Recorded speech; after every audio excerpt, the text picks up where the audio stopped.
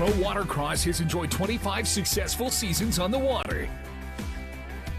The world's greatest watercross racers excite the senses, engage audiences, and build communities through integrated campaigns that get results. It's a great tour. It hits a lot of hot spots. It travels, a lot of the U.S., and it brings you to all kinds of different demographics of people that you're racing against, people that you don't get to see all the time. It's a tour that is complete, from kids racing to adults racing, a lot of spectators, and just the best locations to go to. Daytona, Panama City Beach, Pensacola. We're in Georgia, Racine, Wisconsin, Texas. We go everywhere. Beautiful spot, Naples, Florida. You can't get any better than that. And LIQUI-MOLY launching this range, it's marine range, partnering with such a great entity is just beautiful. For season 26 and beyond, Pro Watercross continues its leadership role in environmental education, safety, and with a family-friendly vibe. A lot of good people here. It's a good place to raise your kids and teach them how to succeed in a competitive environment. I've been doing it since 1996. My 17-year-old son's now three-time world champion at jet ski racing, and he grew up by my side. Are you ready? Get online with prowatercross.org. Somebody comes out of this race as a world champion.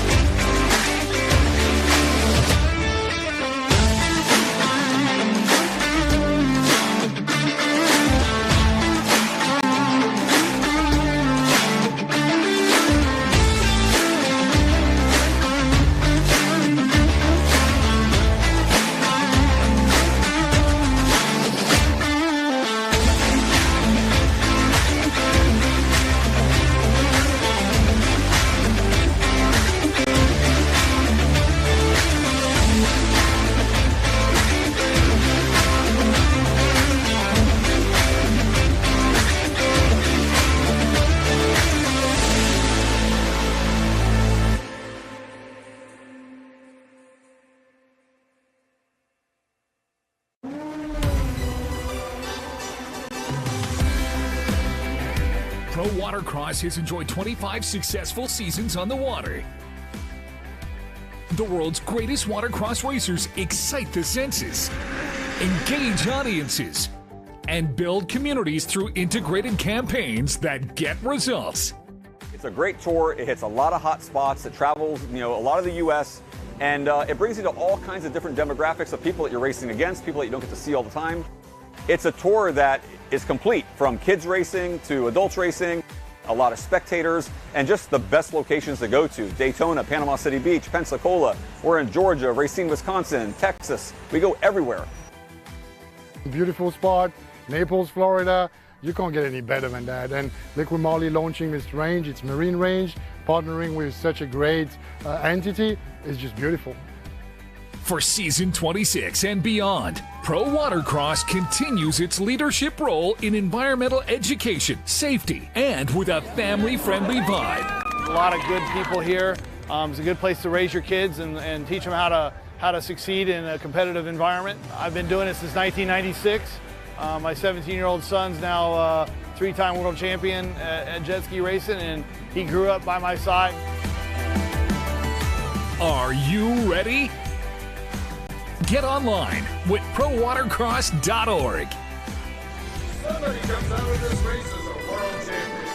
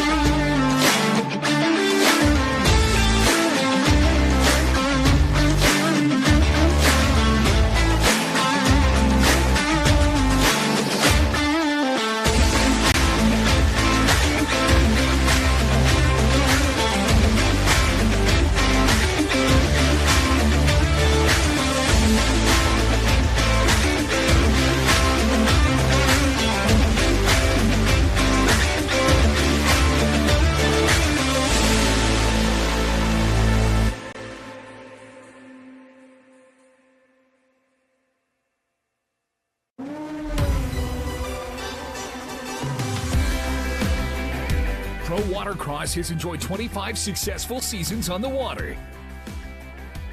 The world's greatest watercross racers excite the senses, engage audiences, and build communities through integrated campaigns that get results. It's a great tour. It hits a lot of hot spots. It travels, a lot of the U.S. And it brings you to all kinds of different demographics of people that you're racing against, people that you don't get to see all the time. It's a tour that is complete, from kids racing to adults racing, a lot of spectators, and just the best locations to go to. Daytona, Panama City Beach, Pensacola. We're in Georgia, Racine, Wisconsin, Texas. We go everywhere. Beautiful spot, Naples, Florida. You can't get any better than that. And LIQUI-MOLY launching this range, it's marine range, partnering with such a great entity, is just beautiful. For season 26 and beyond, Pro Watercross continues its leadership role in environmental education, safety, and with a family-friendly vibe. A lot of good people here. It's a good place to raise your kids and teach them how to succeed in a competitive environment. I've been doing it since 1996. My 17-year-old son's now three-time world champion at jet ski racing, and he grew up by my side. Are you ready? Get online with prowatercross.org.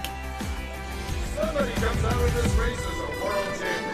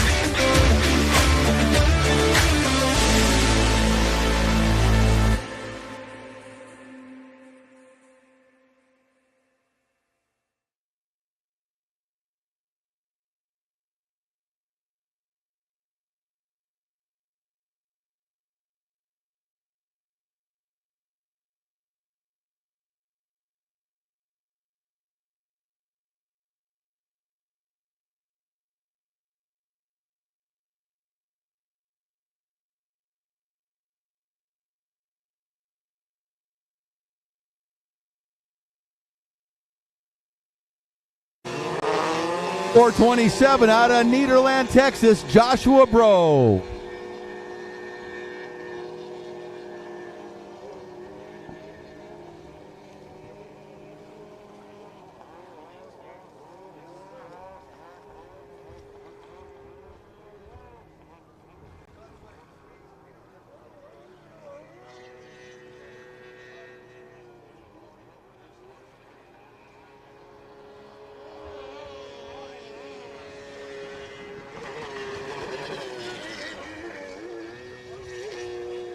Well, we certainly know who is out in front. 111, Billy Dearman.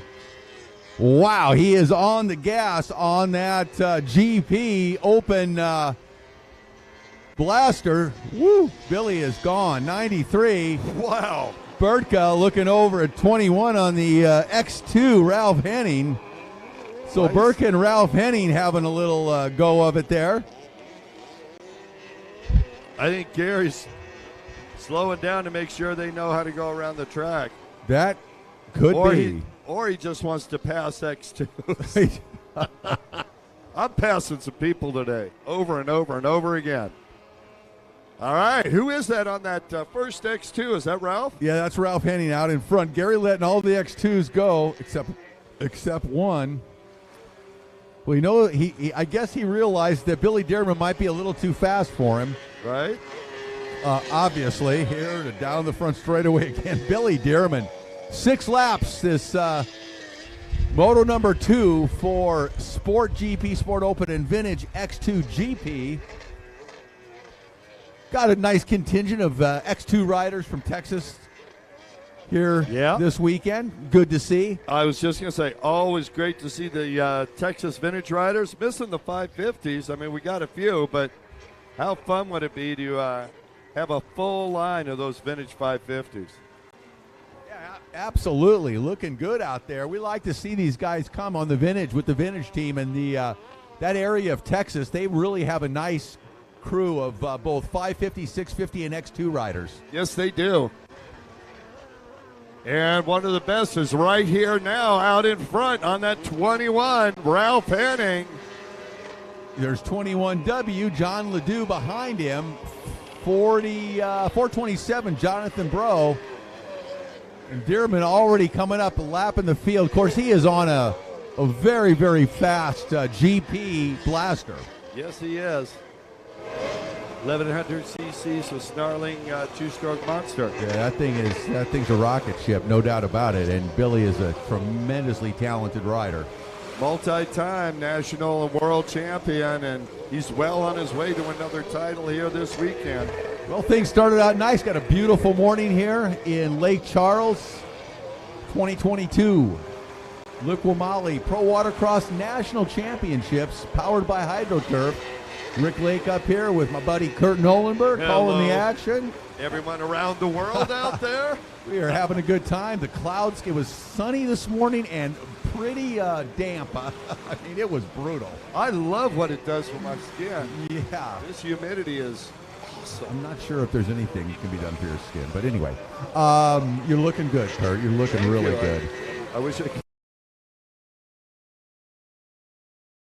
Clouds came in yesterday. We had the same thing, and it really keeps the heat down a little bit because it is very humid here, as everybody knows, in Louisiana. And we get a little breeze off the coast, maybe a little bit. We're about 60 miles from the Gulf Coast. 60 miles from the Gulf. It's some of the finest seafood you can possibly get. Boy, that's for sure. You know, one of the things to think about when you're out here, and we were talking among ourselves about the two-strokes that are out there now, kind of on their way out eventually.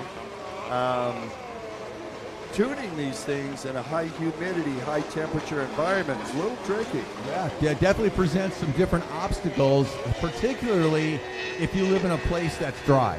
Yeah, absolutely. Really different. Yeah. Or at altitude, or any of those things. It does, the two-strokes with the carburetors, I mean, that's a lot of work. Got one rider down over there. Looks like they're back up and going on that X2. Awesome. Got a group of X2s led by Ralph Henning out of Orange, Texas. Ralph, tremendously talented X2 and a very, very fast 550 rider as well. And we always enjoy when he shows up. Yeah, he's got special skills on the older equipment. Love to see him on a Commander when he can. Oh man, right? No, I think he's just really well suited. They love those 550s and X2s. They're into the vintage stuff and very cool. Billy kind of has a moment over there as he takes the white flag. 1 lap to go for Mr. Billy Dearman. Way out in front on that number 111 blaster. It's an open class, so he is on a full GP blaster. Henning comes by. He's leading the X2 contingent by a significant margin. And and he's here in front comes, of Gary Burtka. He's also in front of Gary Burtka right now. Gary's worked his way past the rest of them, but I don't think he's going to catch Ralph. No, I don't think Joshua Bro's going to catch Gary either. Nope. Gary's just out there having fun on that number 93 machine. Certainly is. One of the greatest guys in the sport, really. Such an enthusiast. And willing to help pretty much anybody, and always a good source of information. Checkered flag comes out. Man, Billy Dearman turning some fast laps out there. Wow. And the thing is, he didn't have to do that. He could have, got out and just motored for a little bit. Well, I think he, put in some training. Right. Hone your talents, man. Keep working at it, and he looks good as usual. No question about it. Dearman takes the win easily. we should have Brandon Morris and Nick Murphy on the line. I don't know why these guys aren't here. They're down there. They're coming. They're working their way down the beach. All right. Towards the starting line. Look forward to seeing them. Boy, here in Lake Charles, you know, this place was unfortunately hammered by a hurricane a couple of years ago, and as we look over to the east, we see there's a tall high-rise over there, and you can really see the effects of that hurricane. About half the windows were blown out of that thing, and they're covered up. Half of them have plywood on them. Covered the other half is open.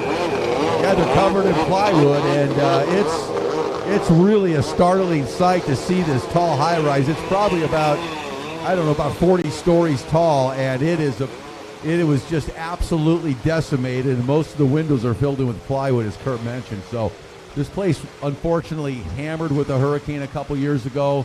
They've had a couple of hurricanes here, but fortunately this year, so far so good, and wonderful people here in Lake Charles. So our hearts go out to them that had to suffer through that really traumatic weather. Yeah, and they got hit not just once, but twice, 3 times, a couple of times with hurricanes, a near miss, and then still brutal flooding from rains north of here. Yes. Just insane what they had to go through. And what a resilient community. Everybody's nice when you talk to them. Yeah, oh, man. You know, personally, I love that southern accent. Very cool people. A lot of yes, ma'am, yes, sir, and wow, I appreciate that coming from California where, well, we're all a little different. Too cool for school? Not saying that, but I am. I experienced it. Hey, Brandon, let's ride that thing. All right. Think we need some holders to the line here. Race number 2, beginner runabout, box stock, runabout 800 super stock. The number 57 out of Pensacola, Florida, 17 years old. He's Yamaha mounted, sponsored by ODI Grips, EVX, the PWC Doctor, and Team Reckless Abandonment, Brandon Morris. And number 787 out of Warner Robins, Georgia. On the Jet Trim Moto Option Flow Vision Sea-Doo, that is Nick Murphy. And that's our lineup for beginner runabout box stock and runabout 800 super stock. Yep. Getting some holders out here. That'll make it a little less challenging for Nick Murphy. Yeah, that helps. Definitely. Definitively.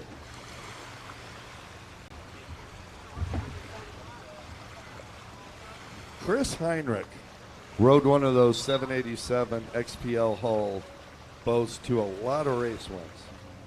He really got that thing dialed. Yes, he did. Yep. Had a lot of success with that boat. All right. Kimmy McKay, our starter, says, let's go, boys. Checking them out and gone. Well, that Yamaha, Brandon Morris bogs a little bit out of the hole, and then he gets rolling, and it runs pretty well. Yeah, well, it's obviously propped for top end, right? Yeah, clearly, which is probably a good idea here in Louisiana. I mean, this is a big track. A lot of high-speed racing here. Full throttle on these boats around a lot of this race course this weekend. Wow, well, I'll tell you what, he got off early, but Nick Murphy is going to make the turn onto the front straightaway before Morris gets there. And Murphy is going to make the pass. It's going to stick. So Nick Murphy. Great start. Getting a hole shot on that 787 Sea-Doo XPL. And behind him, Brandon Morris on the Kawasaki. Nick getting off the side of that boat on those turns. I'm watching his riding style, and he is scooching off his butt off the side of that seat and getting laid over. Yes, he is. Those are pretty nice turning boats.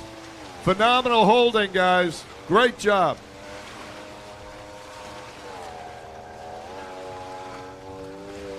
First time I think I've ever heard that, Steve. I know, right?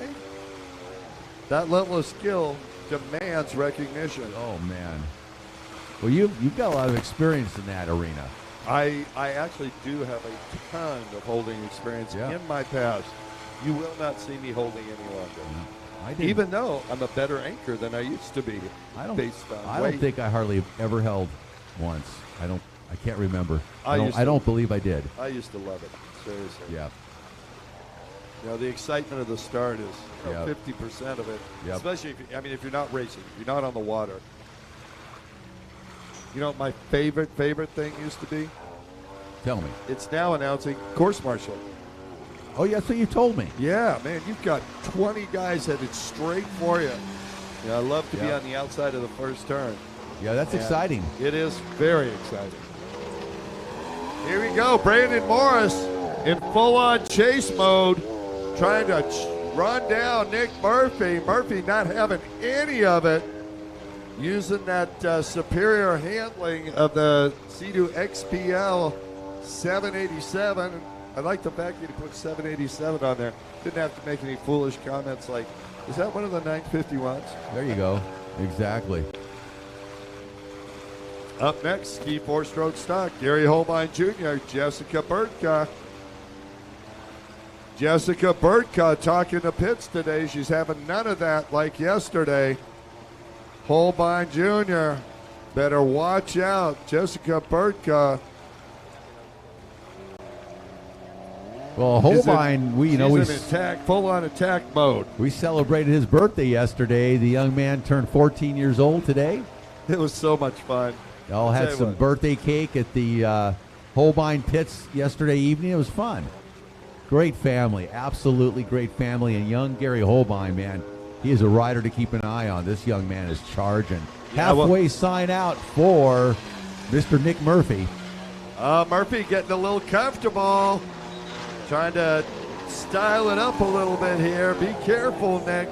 Brandon Morris working that Yamaha. Started to charge up behind Nick a little bit. Brandon's got a little bit of a drive going here at the halfway point in this first or second moto for the runabouts. You know, speaking about being out there, course marshal, everybody coming at you, I had opportunity, I guess you call it an opportunity. I'm not sure if it was, but years ago when we were doing the Speed television broadcast, the national tour, and so I was doing the announcing, obviously, but I would take out one of the cameramen on a watercraft. And, get a lap going? Well, no, just to be out there, you know, capturing some of the action. And the guy that I was helping out, was giving a ride to, was a guy named Dave Ogle, real famous videographer, surfer videographer. But that guy was psycho, and he would continually yell at me to get closer, get closer, get closer. I mean, you got McCluggage and Matsuris and Rios on those runabouts. Right. I mean, I'm like going, dude, we're going to be right here, and this is where we're staying. I stayed out of the way of those boys. Hey, dude, get a longer focal length lens because I'm not moving. But he just kept pushing and pushing, wanted to get on top of the action, is what all great shooters do. Yep. And it was a fun experience. That was down in Laughlin, actually, years ago. We had a national in conjunction with the Powerboat boys. Didn't that coincide with a motorcycle ride that was down there too, if I remember correctly? Don't remember there was that. Some sort of consternation but it after was, the races but, at the casinos. But anyway. No, not that point. But it was very hot. Very hot. It gets very hot down there at the river Laughlin area. I went to a qualifier one time down there that it was 127 degrees. Yep. So yeah, it gets I was warm. so glad I didn't go to that too. Everybody was talking about it later. It was like you never got sweat because you evaporated so quickly. Man. It didn't even wet your clothes. But it's a dry heat, so it wasn't that bad. Right. The old dry heat thing. Nick Murphy coming down the front straightaway. He is going to take the white flag. 1 lap to go for Nick Murphy. Murphy's setting up, doing that inside butt drag, those kind of road racing style. He gets off the side of that thing, doesn't he? Yeah. 16 years old out of Warner Robins, Georgia. Here comes Brandon Morris. On the Yamaha. You're doing know why. I guess it must be the GP skis or something. I feel like his exhaust is clogged. He's missing a cylinder or something. But you can sure hear it all the way over here. Yeah. Maybe he doesn't have enough back pressure. Well, perhaps. No, that's used to be a common mistake on two-strokes, guys that Yeah. log out the exhaust and don't realize that it's tuned for a certain wavelength to get maximum flow through the cylinders. But that's a conversation for another time. Yes, it is. As we watch the flying fish in front of us jumping out of Lake Charles here. So That water is warm.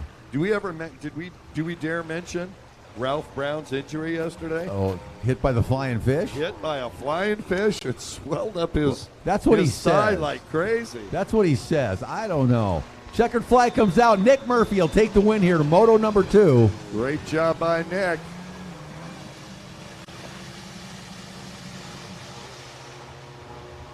And Brandon Morris will come in, take the checkered flag. At speed.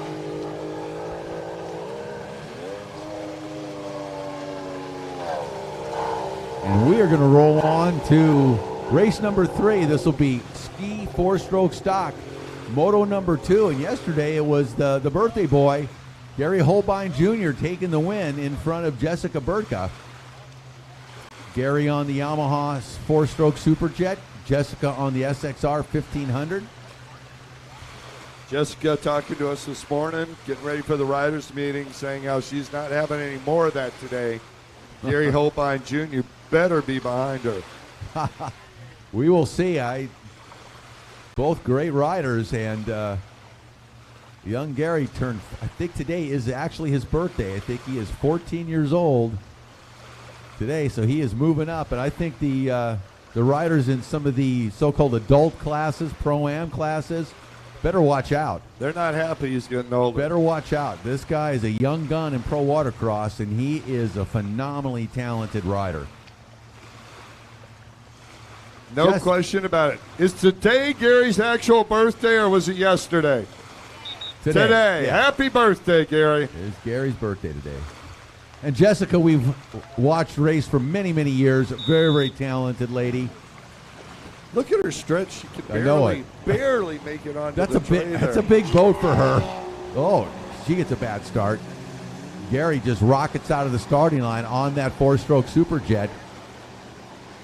Gary Burtka's got to work on his starting technique, his holding technique a little bit.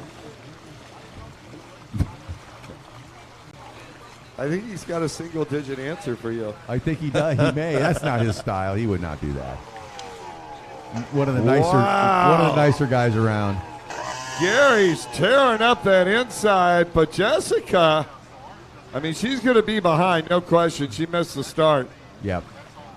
Holbein Jr., man, he is on the gas. He can really make that 4-stroke Superjet work. I was talking to, when we were at their little birthday party last night, I was talking to Jules Hopkins about that boat, because, he raced that boat yesterday as well.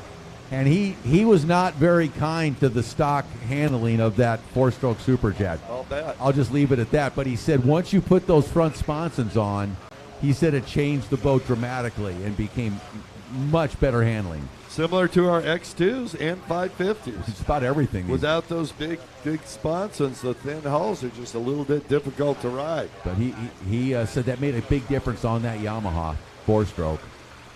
Those front sponsons and the other handling components. So looks like Gary's having no problem on that boat. He really makes that boat look like a superbly handling watercraft, doesn't he? Yeah, no, well, under his direction it is. And do you watch him?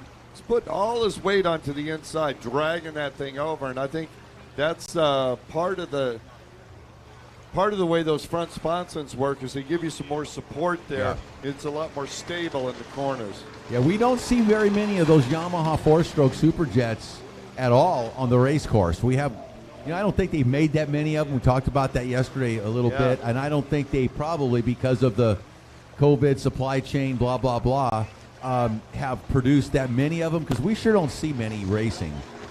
SXR 1500s, on the other hand, we've seen a lot of those. Yes, we have.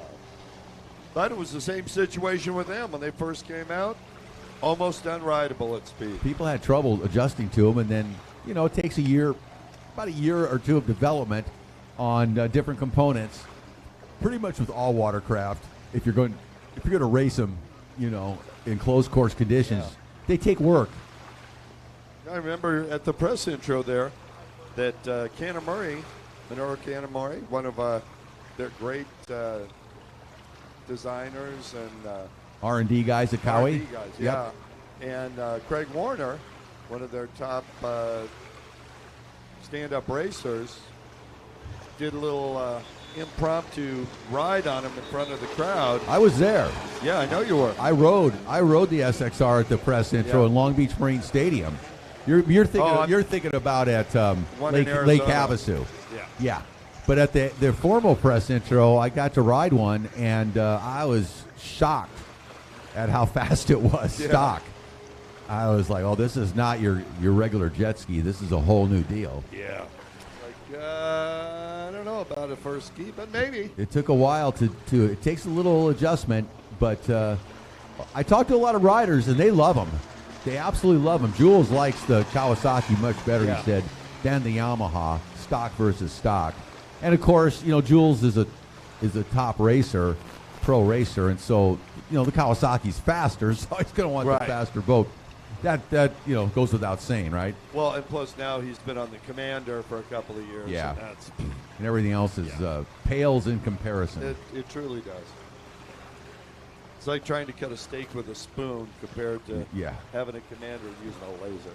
Yeah, that thing's a knife in the water, man. Yes, watching Jimmy Wilson yesterday was absolutely, in fact, the last couple of races at Nashville, he was absolutely phenomenal. As Gary Holbein comes by, look how good he looks, man.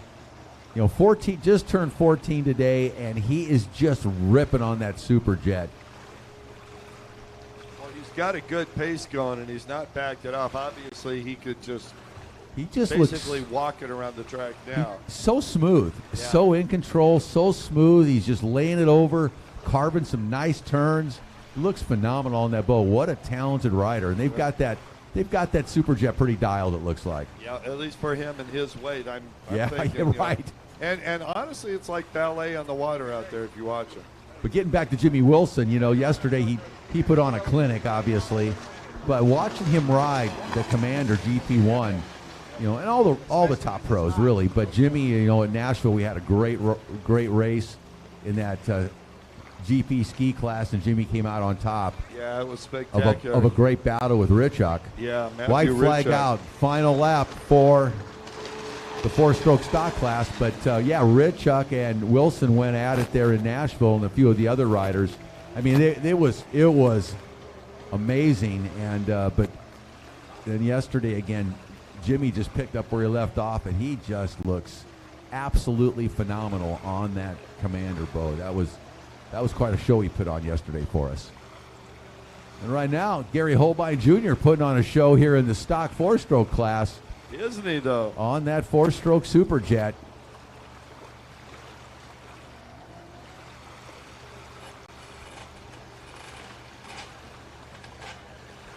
Jessica still working that SXR 1500. That is a big boat, I think, for her. But, man, she's a talented young lady, and I think it's better every race on it. Here comes Jessica by right now. She'll take the white flag. 1 lap to go, but right behind her, the winner, Gary Holbein Jr. taking the win here. Moto number 2, ski four-stroke stock. So what's your opinion? Did Jessica hear him back there? Is she going to let him by, or is she going to battle him? He's done. He took the checkered flag. Oh, really? Yeah, he's done. He's took the checkered flag and going to keep going. He's going to push Jessica into making a mistake. Jessica's probably going, "What are you doing, young man?" She's going wide to let him inside. He's going way wide. Well, he's getting an extra lap. Yes, he is. And I don't blame him for it. Boy, you can lay that thing over.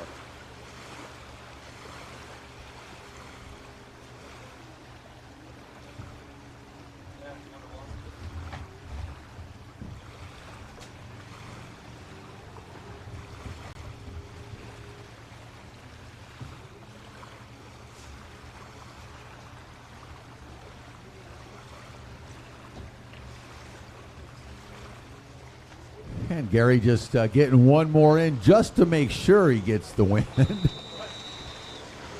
He said, it's my birthday, I get to go an extra lap. Nice ride by Gary Holbein Jr. right there, as well as Jessica Birdka brings the SXR 1500 in.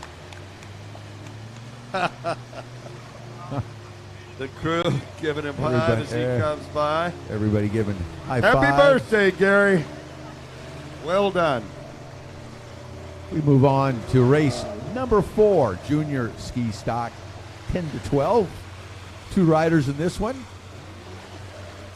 We started out with a 139 on the Kawasaki out of Atlanta, Georgia. Sponsored by Howard, Sid, Jason Herndon, Glenn Elliott, Killer Frog Racing, and Team Reckless Abandonment, Abby Weldon. Boat number 529 out of Jacksonville, Florida. Riding for Glidwell Racing, Provision Auto Transport, and Taylor's Outboards and more. Both riders 13 years old on Kawasaki's 529 Kylie Meyer. All right, we got some. How many Weldon fans we got here? There's 2. How many Meyer fans have we got? Same 2. Okay. It is junior ski stock, 10 to 12 years, and you know it's serious racing, but it's a family event in this class. It truly Absolutely. And they both young ladies start, in the tray. Yep. Allowed to in this class. I think, man, my knees would be gone. I know now. it. That's rough. Oh, they get a really even start there, side by side. Abby looking over like, look out, honey, I'm moving over. Boom. And that's, we'll call it when they come around the start because it's a little early to call it a whole shot. Abby Weldon out in front gets a nice start there. They were pretty side by side, but Abby held it on a little more into the first turn, and she'll take the lead here.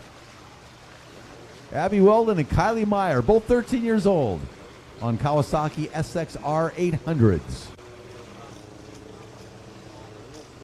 Weldon making the turn, and boy, remember a couple of years ago when she started with us, she could not make it to the first turn staying on that ski. Yep. And now she's throwing that thing sideways. Yep. Looking good. Going, switching feet, in the corners, getting up over the front. Well, and let's face it, driving that sucker away from Kylie Meyer right now. Yeah, they've been traveling around the circuit this year, hitting all the races on the LIQUI-MOLY Pro Watercross Tour, and that's showing. The improvement in her riding is certainly evident. Yeah, no question about it. Laps make a difference. And especially racing laps. Oh, as we say that, she makes a bow naturally. Back up. Here comes Kylie. Kylie right behind her. Good race with these 2 young ladies. Have they taken the Joker Boy yet? Don't believe so. That would have been a good opportunity for Kylie to take the Joker Boy and make the pass. It would have been. Oh, we got vintage skis coming up next. Yeah. Vintage skis on the line. Your favorite, the 605 650. My 650 right there.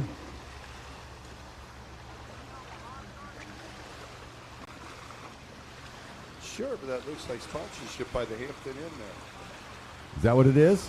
I'm not sure. That looks like it, though. All right, our riders coming around.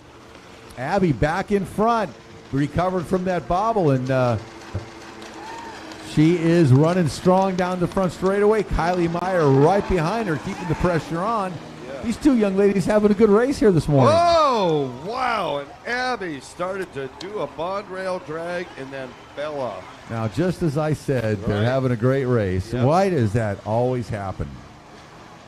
Rick, you bet. I'm so sorry. The announcer meant no harm. Mr. Meyer would be glad to pay you not to say his daughter's name until after the race is over. Not to say how well she's riding. Right. But she was.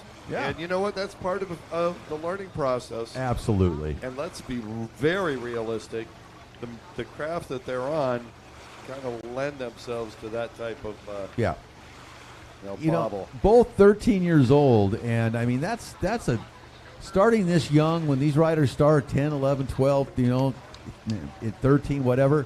I mean they have a huge future in front of them, and the ability to get so good. By the time they hit 16, 17, they're just incredibly talented. Yeah, no question about it. It's get out there with other girls in the classes. If they expand their racing to the West Coast. Heck, I mean, you have a battle with Normie and Taylor Skellett is a good example. I mean, she races the guys, and she was racing for so many years, and they started. And these riders like Gary Holbein, I think he started at 10. I'm going to say 10 or 11. Yeah, 10 was. And look at him now. I mean, he is pro-am status. Ready. Yeah. Yeah, put him on a commander and look the heck out. We were talking about that last night. His dad's just going, oh, man. Kylie struggling to get that thing over the corner. She's putting her upper body weight over and not turning the handlebar enough and just fall it over. I cannot tell you how many hundreds of times I did that right in a 440. At your or my height. Yeah. It was comical. Yeah, those stock 440, even stock 550s, didn't have a lot of oomph. But as soon as you threw a scat track on them, it really made them, mill the head, raise the compression a skosh, and put a scat track back. That's what you did. Yeah, and then you got some power and threw all your reliability away. Exactly. Gave him a little bit of low-end torque, a little bit more low-end torque is what you needed as an adult, to pull out of the turns, and it made a big difference. Yeah, those piston port motors weren't known for their those cast iron piston port motors weren't known for their reliability. The 440s were much better, being aluminum. Yeah, well, they were incredibly reliable in their original format, which was as a bilge motor for ocean-going ships. That's why I always liked the 650s when they came out, because I went from working on my ski all the time to riding it. Yeah. Because you dial one of those 650s into a limited mode back then, there was a set of, Oh! I told you! Come on, Kylie, go!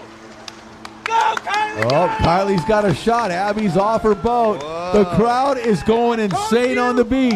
Look at Abby, though. Abby's She's like swimming. An Olympic swimmer. She looks like Michael Phelps heading back to her ski right there. And Kylie slows down for some reason. Now Kylie looks over and says, see ya. I told you! I told you! God, I wish I would have put a bet on that. Kylie Meyer. Hey, you got time to run over to the casino for the final one. Well, Kylie took the win in Moto number 1 yesterday, and now she is well on her way to a win here in Moto number 2, which is going to, if she can hang on, this is going to give her the overall for the weekend. Abby, let's go. Oh, our crack camera operator, Maverick Ignacio, says he was zoomed in on the whole thing, so you'll be able to watch it later. Yeah, pick it up on YouTube. And either cheer or cry, depending on your Knowing Matt, rider. He'll change that to slow motion and put a tune behind it. Kylie making her way around. She's got 2 turns to go here. One more. Right-hander, and Kylie. She is going wide. Oh! And Kylie goes down momentarily. Here comes Abby. Here comes Abby. And Abby almost.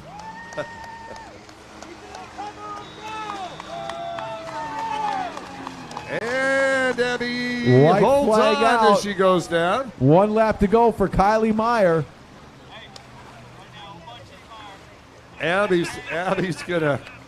Her arms are going to be about 4 inches longer than when she started this race. She's been dragged through the water a couple of times. Her shoulder is going to be a little sore tonight. Well, she's 13 though, so you see her shaking her head like, dang it. I had it. That's what happens, though. You start getting maybe a little bit tired at the end of the race. Yep. Maybe a little bit of fatigue. Who knows? She's 13, so I can't relate to that. Well, that's why the best riders practice from sun up to sunset. I mean, I don't think literally go through hundreds of gallons of fuel in practice, so that when you get to a race, it's only 6 or 8 or 15, 20 minutes, 6 or 8 laps. I don't think at 13 I remember ever getting tired. And I mean, I rode dirt bikes back then, motocross, and I don't remember getting tired, and but I remember my hands cramping. You know what I don't remember is anybody taking that Joker boy in this race. That I haven't been paying attention to, so I'm not going to make a comment. I'm not saying they didn't. I'm saying and Kylie, one more time, can't make that. Oh, Kylie's down a little bit. Here comes Abby.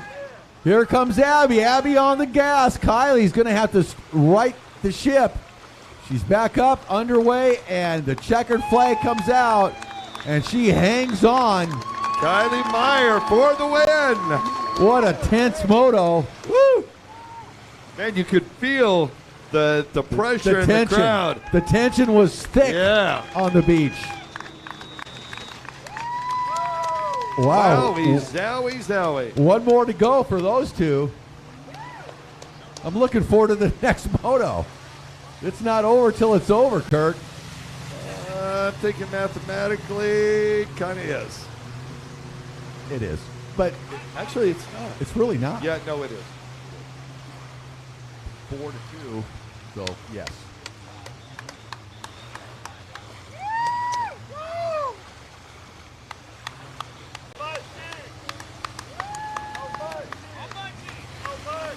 Nice riding. Good race. All right. Good race, girls. That was a good one. All right, vintage ski on the starting line. Kurt, this is going to be a good one. Number 3 out of Central Louisiana, 19 years old, Deegan Babin.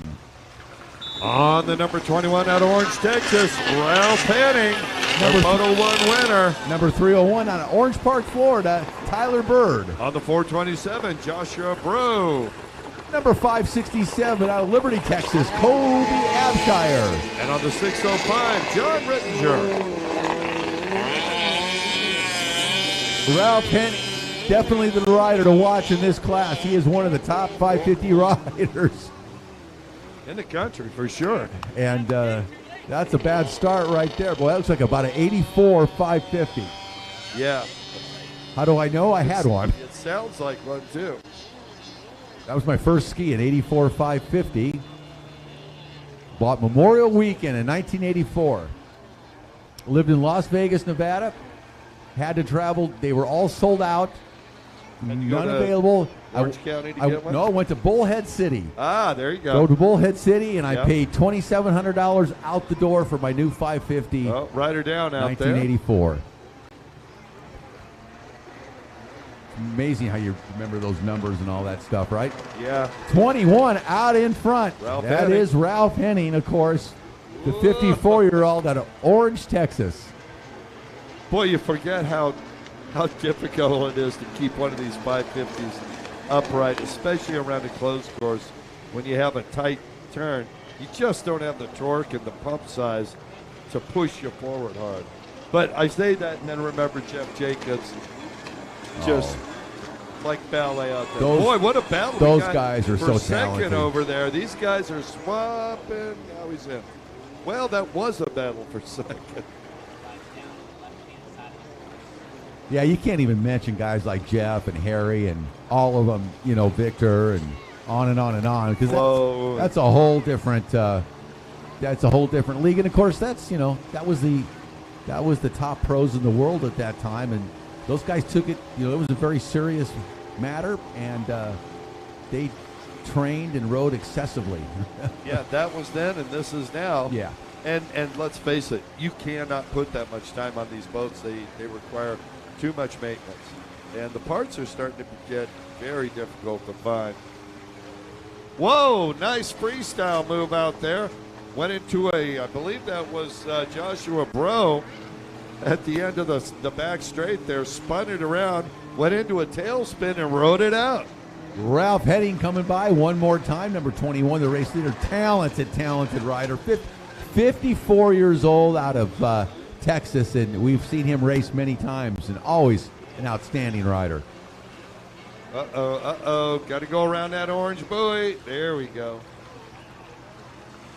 Yeah, and that is Joshua Brill doing that freestyle move out there. Good balance to keep that thing going from top speed into a pirouette. Not intentional, I am certain.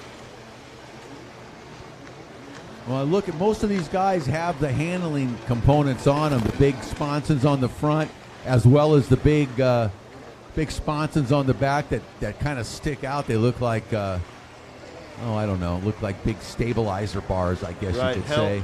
Hull wideners. Now that 650, he does not have any of those components on it. So kudos he doesn't need that to stuff. 17-year-old Jordan Rittinger.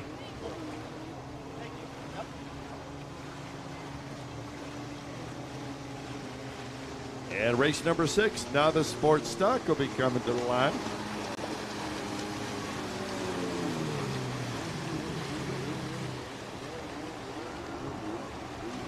I know Chris Hagas out there in Lake Havasu at Pro Force makes all those, the handling components. Yes, he specializes in handling for all watercraft, from the newest models to these vintage boats. And I know that the products that he produces are really, really effective.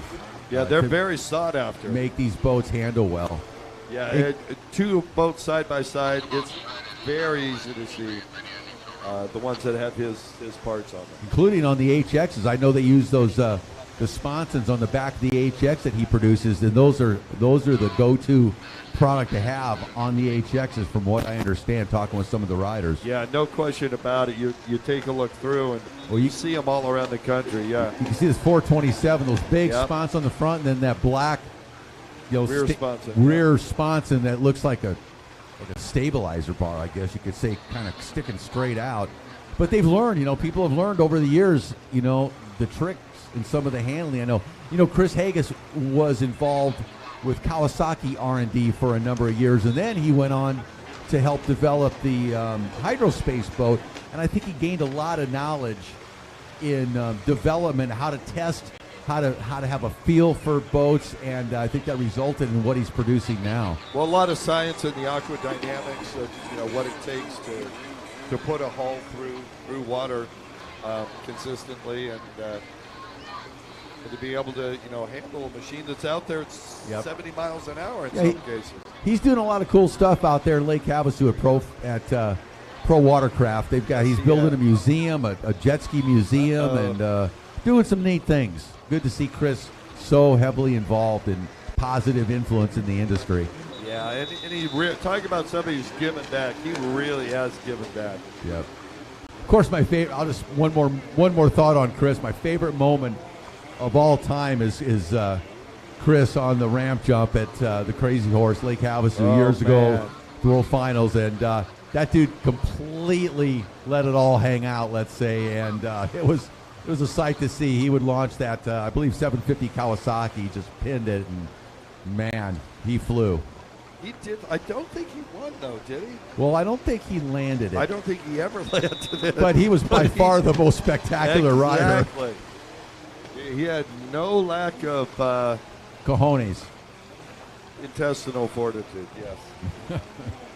Or eggs, whatever.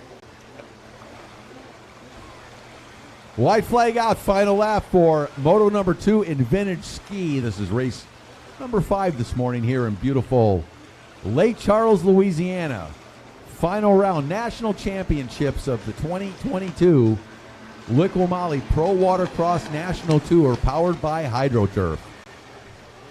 Yeah, white flag's out. This will be the final lap through. Ralph Henning, large and in charge, and I think when he comes through, they'll probably change the colors there. Here comes Henning.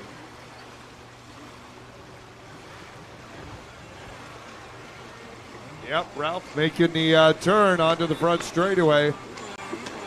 605 coming by, the 650, the 17-year-old out of Beavers, Texas, Jordan Rittinger. Checkered flag there for Ralph Henning. He is your wire-to-wire winner. Ralph takes the win yet again, as he always seems to do. Right. When was the last time he didn't win? I don't think there was a time. You know, I'm really thinking back over the last few years, I can't even remember a moto that Ralph was in that he didn't win. Now, Deegan Babin comes in. He's out of Central Louisiana. I wonder if he's in relation to Mark Babin, who used to race back in the day for Johnny O out of Texas. Wow. Don't know if there's any connection there, but that'd be a grandson, wouldn't even be a son at that age, right? Potentially. 19 years old. It goes back to 2001. Yep. So I don't know the answer to that. I don't think so. And Joshua Brogue comes in from Nederland, Texas. An interesting name in Nederland. It's like Neverland or... And watching this guy, it makes me want to get another 650. I regret selling mine. I had it so dialed, but I never, ever... Once I started working at IGSBA years ago, ironically, stopped riding. Didn't ride it much because we had a warehouse full of skis to ride all the time. And the 567, Cody Abishire out of Liberty, Texas. 1 and 2 riders, sponsored by Abishire Brothers Racing. But I had that 650 so dialed. It was a limited and it was just perfect. Boy, you add some of those sponsons on that they have now and stuff, man, it would have been fun. I'll bet you can find one in the garage sales. Oh, I've got a couple in my neighborhood. I know a guy, he wants way too much for his though, so. Yeah, that's not the one you want. That's not how I roll. Yeah, not if you're going to put sponsons and stuff on it now. No. All right. Maybe I'll find one, who knows. Well, we're going to go ahead and switch it up now to Novice Sports Stock on the number 93 Sea-Doo out of Weberville, Michigan. Who could it be except Jessica Burtka? Number 757 out of Pensacola, riding for EVS ODI Grips, PWC Doctor, Eddie English Trailers, and Team Reckless Abandonment. 25 years old on the Yamaha, Christian Morris. On the 787 Sea-Doo out of Warner Robins, Georgia, sponsored by Jet Trim, Moto Option, and Flow Vision, Nick Murphy. All right, well, Rick, Jessica Burtka won Moto number 1. Christian was behind, Nick in third. And, of course, she'd like to see a repetition of that. Couple Sea-Doo HXs and a Wave Blaster in this one. Shout out, speaking of HXs, reminds me of my buddy Tommy Bonacci, who raced one to a lot of success back in the day. Of course, he is the owner of Bomber Eyewear, our new sponsor on the tour this year, and Bomber Floating Eyewear. Phenomenal sunglasses, and hooked us up this year, and I've been wearing them all season. I absolutely was blown away when I first gave me these, and I put them on. I was like, man, these are as good, if not better, than anything I've worn, including, I won't mention brands, but as good as anything, and yet they also float. Better than anything that starts with an O? Yes, as a matter of fact. As good as, without a question, and they float. I mean, they're bitching. I absolutely Which is love huge. these. I mean, that is a really huge advantage. Yeah, how many glasses have you lost? Not many, but I would always wear those stupid croquis that make me look like a grandmother. Well, but it was better than losing $400. Unfortunately, I've lost a few. I've got to have the I've lost a precision few lenses or whatever. I do a lot of stand-up paddling out in the ocean now, and I'll tell you what, to have glasses that float, I don't have to worry about when I get knocked off. It gets rough out there. You get knocked off now and then, and sometimes your glasses go flying, and they sink. They sink pretty quick in the Pacific Ocean. Yeah, it's amazing. And it has enough power to do that. Huh?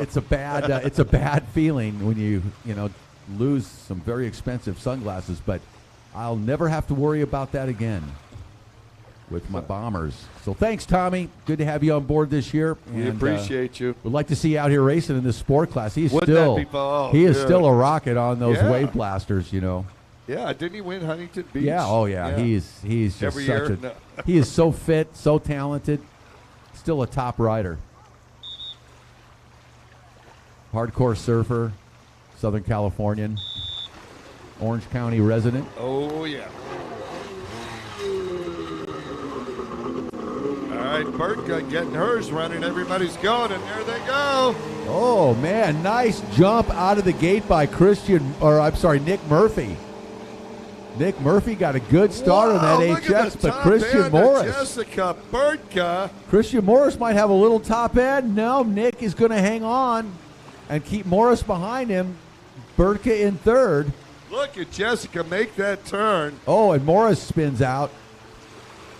Jessica goes to the inside split. Nick Murphy on the outside split. And I don't know why, because they were all on the inside. Okay. So Jessica is the only one that's doing the correct course. Gary just holds his hands out and goes, "What?" Yep, they're going to red flag it. Yeah, they're going to red flag it. Gonna redo this. Gary Burtka got to polish his holding technique to Gary. You got to let her go like a minute earlier. He's not even looking at you, Kurt. I know. He's not listening. He's ignoring you. Gary, I think you need to hold on to that throttle for Jessica. We're going to try this one more time and get everybody to go the right way around the course. It happens, and novice class particularly, it happens. You get out there, and I got to say, it's really easy to go the wrong way. You can make a mistake. I'm not going to ever criticize anybody for doing that because I've done it. One moment of distraction, and your vision, your vision comes back to center, and all of a sudden you're lost. I actually did it my first ever race at the World Finals. Oh, that's a bad time to do it. 550 stock. Novice 550 stock, 1984. Pulled a really good start, believe it or not. It went right to the wrong way. It went the wrong way. It went straight out. Went past the first turn buoy, and there was a marker buoy a little farther out in Havasu, if you know that setup from back in the day. And I went to the marker buoy, and it was not a good move. I'm sure your crew told you about it when you got back in. Here we go, one more time. This time a little bit quicker on the gun is Burtka. Now watch as she's driving on the inside. See if she has the top end. Morris coming over. Morris gets a good start this time. Good one. And so it's a repeat. Now let's see what happens when they all go the right way. Oh, great Jessica racing. Cutting tight. She's going to put the pressure on Murphy. Well, this restart worked out very well for Christian Morris. For everybody, Jessica was 2 laps ahead just by making the first 4 buoys. Yep. Christian Morris down the front straightaway. He'll take the green flag. We are underway here. Moto number 2, Novice Sport Stock. And Burtka, Moto 1 winner, back in 3rd position. This is a long moto. Let's see if Jessica can pick the boys up. You notice Jessica's really comfortable tight to that buoy, which is an indication of experience on that hull. Absolutely. No question about it. That is one phenomenal race hull, but it is not easy to ride. No, I agree. I totally agree. I've had some experience on those that I would rather not remember. That's pretty much all my experiences on the HX. Wasn't my favorite moment. But all right, so I'm just a little want to tall point for out those that things. Christian Morris did take the Joker buoy, as did Murphy. Yep, Jessica did not that time. And that cost her even more distance. So we'll have to see. Hopefully, if she can reel them in, she'll use that for a pass a little later. So, by the way, that start that I blew at the World Finals I was talking about, there's a young guy in the starting line right next to me that went on to do pretty well in racing. His name was Jeff Jacobs. Really? Under your tutelage, or? Yeah, right.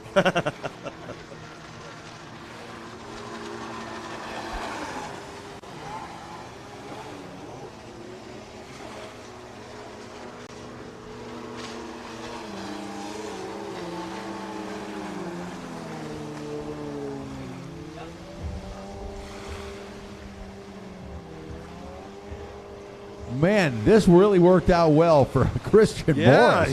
He is right. Look at him out there on that blaster. No question. And 2 HXs behind the fight. Once again, the HX, we've said this all year for many years now. The HX is the superior rough water hull. Yeah. And the blaster is the superior flat water hull. Well, it is definitely not rough out here this morning on Lake Charles. It is Jessica. Sorry, relatively glassy. Jessica can maybe make the pass by using the buoy. Let's see if she keeps it wide open. Tries to make a jump to that outside split course. She's charging. She's charging. Nope, she likes the inside. And Christian Morris, no problems thus far in this moto, looking really good on the blaster. Well, Murphy took the outside. I got to tell you, I think that may have been a mistake. Here comes Jessica. Murphy will make the turn onto the front straightaway before her, but Jessica can make a real tight turn. Let's see it happen here. Oh, she swings pretty wide right there. Oh, a little bit of bird cup power there. Wow. She moves over. Makes the pass. Nick Murphy. What do they say? Discretion is the better part of valor. And yeah. I'll tell you what, with that tower coming up, if you go on the wrong side of that finish buoy, you can't make that up. So he did the wise thing, backed it off, let her go by. She moved over on him pretty good coming out of that split, didn't she? I think she'd had just about enough of Mr. Murphy. I think so too. So now the question is, did she catch up to Christian Morris? Now, Christian has been running that inside split, doing really well with it. Jessica has been doing it as well. It'll be interesting to see if she gets close, if she'll go to the outside. But right now, Jessica is tearing up this course, trying to catch Christian Murphy. Yeah, she is. She's doing a good job, too. She's going to the outside. Yep. She's going to try something different, get some good clean water, get that HX on the gas here, but not going to work this lap. She may gain a little bit. I don't think so. I don't know. She's doing a good job of catching Morris, though. Yeah, well, I'd say she should follow him on the inside next time. Think so? Yes, no question. She can ride the pump wash better than anybody else on the course right now. No question about it. And I think that's the only way she's going to be able to catch him on the right side of the course.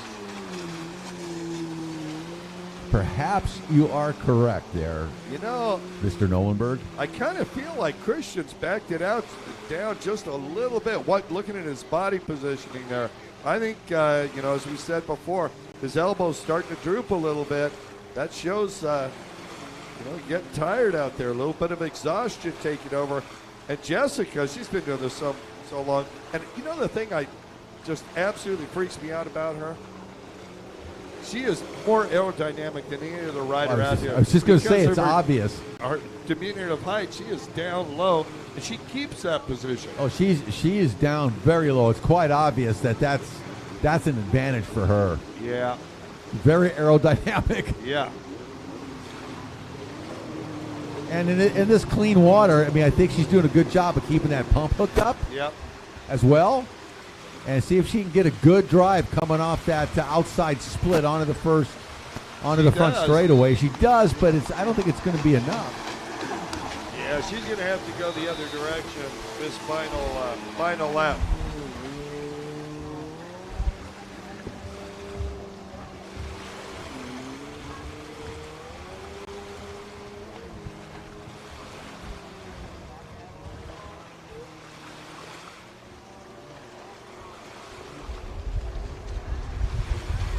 All right, final trip through. White flag out. Christian Morris with the lead. There's one buoy between him and Jessica Bircha. She is tracking him down, though, Kurt. He's got still has a sizable lead, but she has definitely closed the gap throughout this race. But I think it's going to be a case of a little, too late. And but we'll see. The interesting thing is these two will be matched on points. But Jessica's got to take the inside. No. Going to try one more time.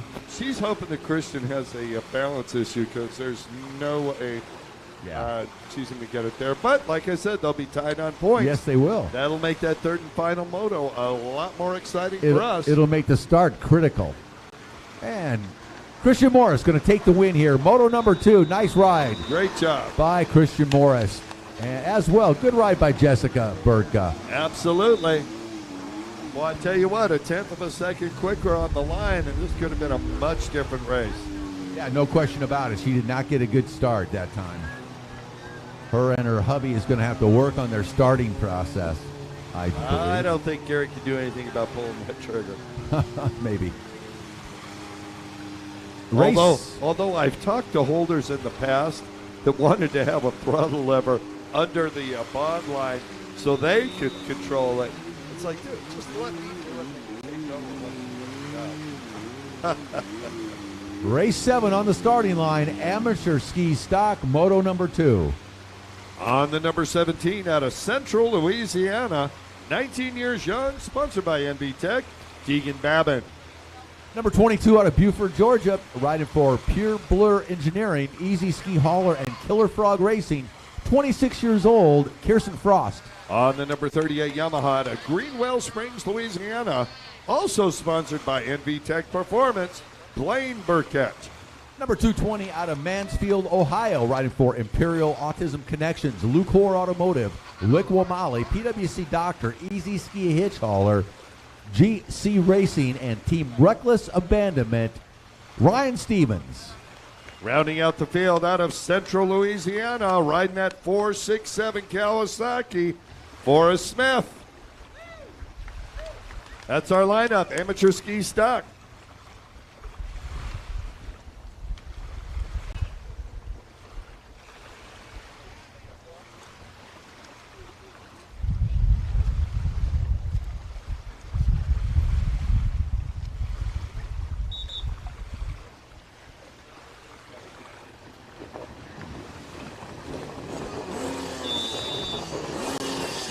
Jimmy McKay says, boys, let's go. Fire them up. That two side goes up. She looks down the line. Everybody running toes to one, and there we go. Kirsten Frost. Yep, Ryan Stevens right next to him. Both of them got a great jump out of the gate, but I think Frost on the inside would be a little bit quicker to the first turn. Well, no question about his ability to be there because that buoy's closer, but let's see how it pans out. He makes the turn. Large and in charge, and Kirsten won moto number 1 yesterday. Oh, he really threw that Kawasaki sideways over there. Ryan Stevens on that outside split's got a good run going. Keep an eye on Stevens. He's going to make the turn. I think Stevens is going to take the lead here. I don't think so. I think Kirsten Frost is going to get right next to him and move on over, and he does. Oh, and Stevens lets off. Well, he had a shot. I think if he hadn't let off, yeah, he might have had him. Oh, rider down. Oh, walking to the beach. Yes, he is.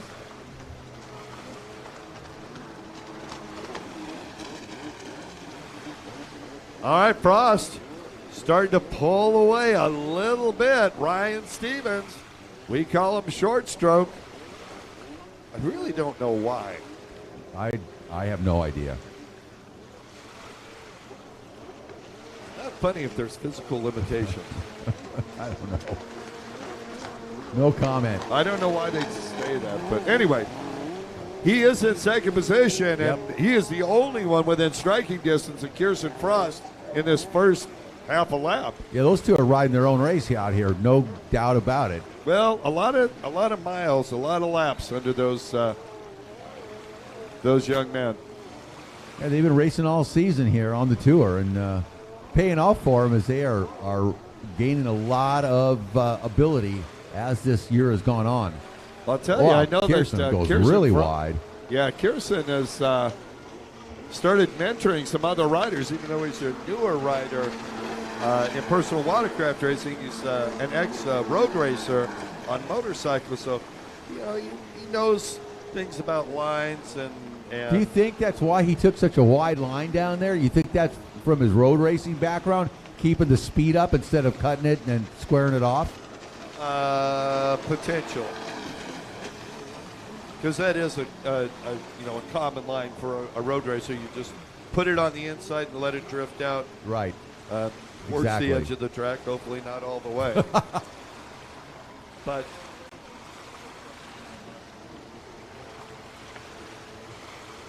we've got flying fish out here, and I don't mean Chris Fischetti. yeah. I saw Chris was having a garage sale in Lake Havasu. Did you see that?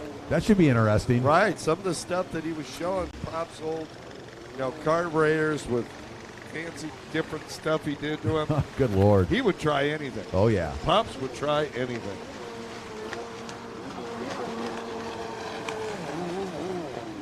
About a good battle for the lead here between Frost and Stevens.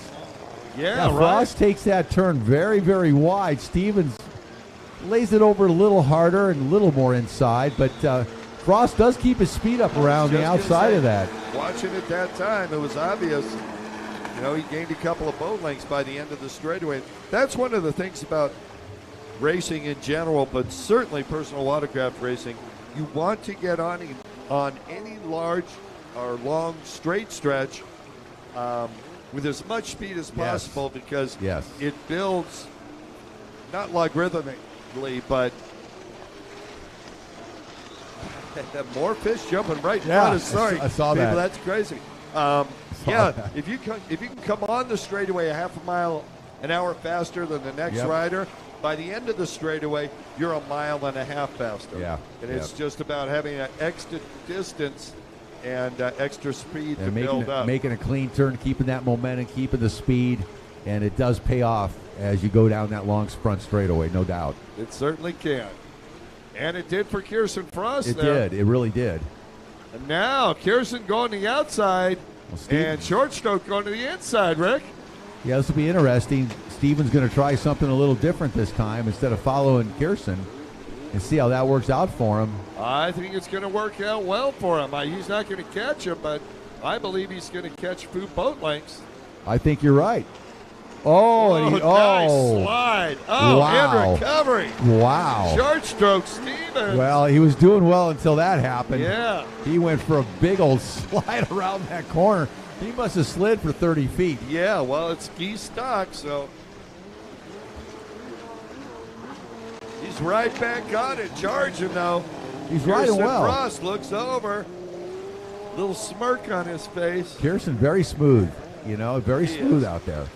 Getting better and better. He's going to be really fast here, I think, by next season. Absolutely, and he'll be ready to progress off of that boat. I'm sure he'll be at the World Championships in Naples, and he may do something down there. He's riding well. It's a good class, amateur ski stock. You get one of those Kawasaki SXR 800s or a Superjet, and you can, pretty affordable class to go racing. Oh, who was that? Was that short stroke? I think it is. Went on the wrong side of the buoys? That doesn't look like him. Well, Frost having no problem at all this moto. He is going to take the white flag as he comes down the straightaway, making that wide turn on the gas. That's his line. That is his riding style. And the white flag comes out. 1 lap to go for Mr. Frost, and he is well on his way to another moto victory here. And where is short stroke Stevens? He's down in the water out there. That's where he is. Oh, man. You're not supposed to have problems in the stock class. No, he's back. That's not him? No, I don't think that's him. I think he's coming around. I think he's in. No, that's not him either. I don't know where he is. There he is. Finally. Had some issues on the left side of the course, yep. Maybe one of those flying fish took him out. Would be the first time this weekend, would it? No, ask Ralph. Mr. Brown. All right, Kirsten Frost on the double deuce out of Beaufort, Georgia. Making his sponsors proud. Pure Blur Engineering, Easy Ski Hauler, and Killer Frog Racing. Glad they put their money where their mouth was behind Kirsten. Kirsten making the turn one last time down the front straightaway at speed. Folks, give him a round of applause. He is your wire-to-wire winner in Moto 2 Amateur Ski Stock. Nice ride by Kirsten Frost. Looking good out there. And that's going to, let's see. Ryan Stevens was second in Moto number 1. I can't tell you where he's going to finish in Moto number 2. As usual, everything up here is officially unofficial. So check the pit board for your results. And we are going to move on to our third motos. Sport GP, Sport Open, and Vintage XT.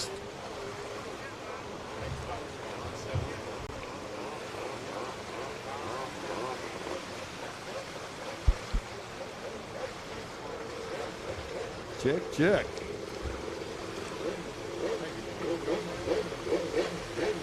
All riders completing that amateur ski stock class. I think that's Forrest Smith. And look at the battle to the line. Didn't quite make it. Blaine Burkett trying to make the pass on the number 3. And don't have a number 3 down here, but I think that might have been Forrest Smith. And short stroke Stevens come across the line in 4th position, I believe.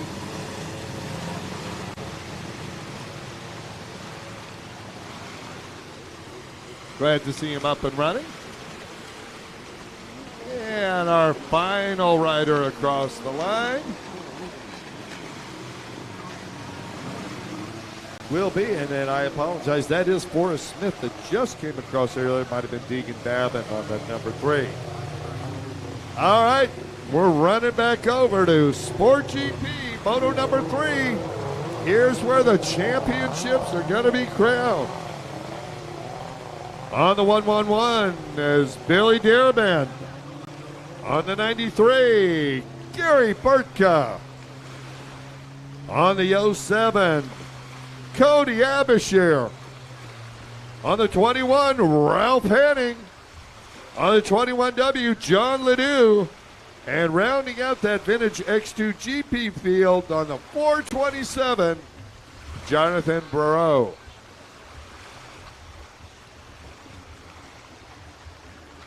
And this will be the first of our third moto races today. Champions will be crowned.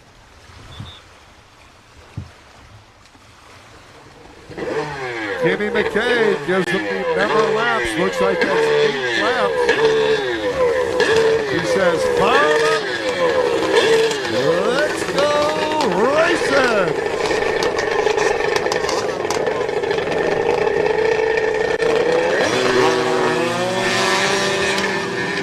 Wow, Henry got a good drive, but looked like Cody Abishire got a better jump. Let's see if Abishire will beat Henry to the first buoy, and it looks like nope. So he's gone. That's Ralph Henning. On the outside, that is Bailey Dearman. No real big surprise there. Nope, and Gary Burtka is on the outside as well. Those two on the True Sport machines, and Billy just ballistic and dynamic. And wow, what's something I want you to pay attention to when you watch Billy Dearman? You'll notice that most times he'll hit the backside of the buoys, and what I mean is he moves away from the buoy in time to cut tight into it, which gives him more drive down every straightaway. Yeah, Dearman is absolutely ballistic, man. That is wild on that GP blaster. Gary Burtka caught behind the X2s there, Rick. Yep. He just backed up. He knows how unstable those things are. He's got plenty of time on X2s. He's like, all right, I'm not going to catch Billy. His boat is way too fast on top end. But I don't want to. He doesn't want to interfere with the X2 riders who are racing up on themselves in a different class. Great sportsmanship there by Gary Burtka. Yeah, definitely no match horsepower-wise for the open boat of Dearman. Wow. Yeah, Billy on fire today. Look at that thing. With his flat water, he's able to really bend that thing over. Great rider. Real talent. And one of the nicest guys on the beach. Super cool guy. Year after year. Yeah, Really? super cool guy. You know, he's at 46 now out of Pensacola, riding for Judge Motorsports, jet pilot and jet trim. World and national champion, and definitely one of the top riders in the sport for many years. I think you know, he's kind of like a mentor or someone that a lot of the other riders are looking up to. I know North Yee absolutely follows Billy's page. And those two probably have more blasters between them than the whole rest of the planet.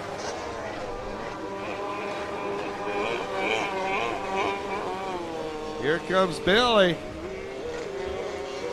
Now he's backed it down a little bit. He might be thinking about saving the fuel in the motor for. I don't know. He doesn't look like it. He doesn't look like he's backing it down a whole lot to me, Kurt. Not here, but he was down at the other side. I was watching him taking his time through the outside section. Now there he is. There he did. Definitely backing it down right there. Yeah, he wants to pass those guys where it's not going to upset him and throw them offline. He knows they're racing the class by themselves. Ralph Henning out in front of John Ledoux.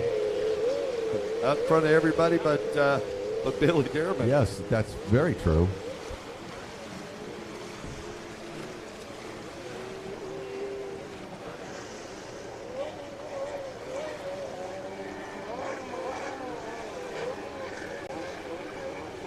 Well, let's watch Billy. He's got a lineup of boats in front of him. Where's he going to go? Inside or outside? I think he'll take outside. Yep. Inside. No, outside. Ralph Henning making the turn on the number 21 vintage X2 GP. And Gary Burtka making his move to get by all those X2 riders, trying to get a sweep up here using the inside. John Ledoux comes by in second. Yeah, he knocked a couple off. Couple more to go. Oh man, that was fun. Right down that front straightaway. I think that was Cody Abishire. I believe you're right. Yeah. On the 07. Cody, 55 out of Liberty, Texas, went for a swim. Got kind of launched off that X2, didn't he? It's nice that you can walk to your boat, though. Well, it's not a bad thing, unless you're doing freestyle.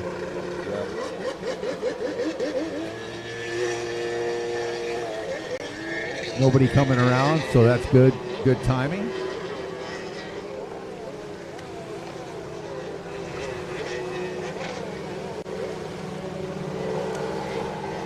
Brandon Morris, excited about his next moto. Yep. Wants to be first in the line. Ready to go. That's doing it the right way. Wow, Cody trying to get that X2 going. It's not cooperating. There we go. All right. All right, back out on the field. Ralph Henning continues to lead that X2 class, and trying to chase him down is Gary Burtka. You look over there, you see Billy Dearman kind of cruising it around, watching these other guys, checking out their technique. He's got about ready to lap people, and he can take his time, make it easy on his engine. Yeah, save a little fuel. Yeah, he's done. You know, he's got his laps in. He gonna take the win, obviously, easily. White flag out. One lap to go for Dearman. Billy. That thing sounds sick. Not bad sick. I was going to say, define sick. And you did. A fine job of defining it, too. I like that. Good emphasis on sick. Sick. That's so sick. Here comes Cody. And then Ralph.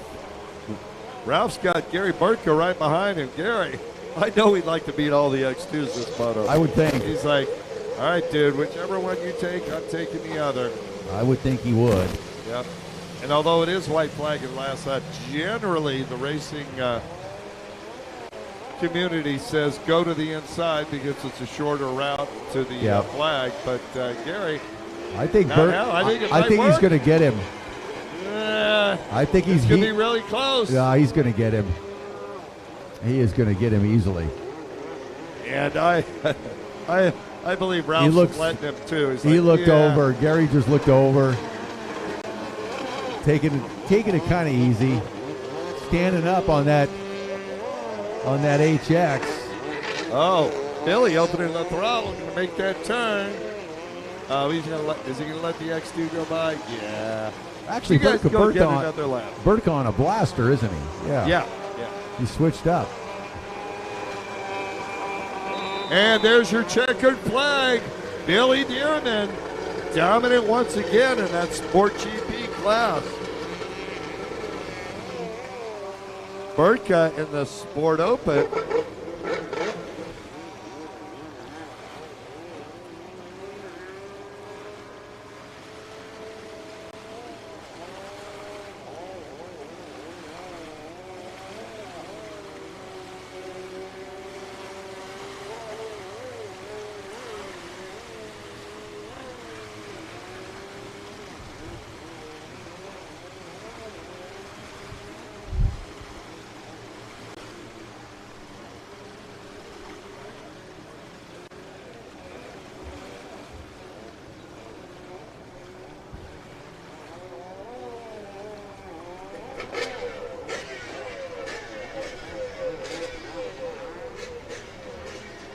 Whoa, riding the rail there. That could have been bad. Cody got off right about that spot a couple laps ago. That time he was headed for the tower. That is not a good look. So Burka is going to finish in front of the X2s on the blaster. Then Ralph Henning right behind him. Man, the guy can ride both the blaster and that 550, can he? Yes, he can. Very talented rider. It looks like he's about Jessica Burka's size, too. Yeah, he is, yep. No doubt helps. Power to weight ratio, there it is. Center of gravity.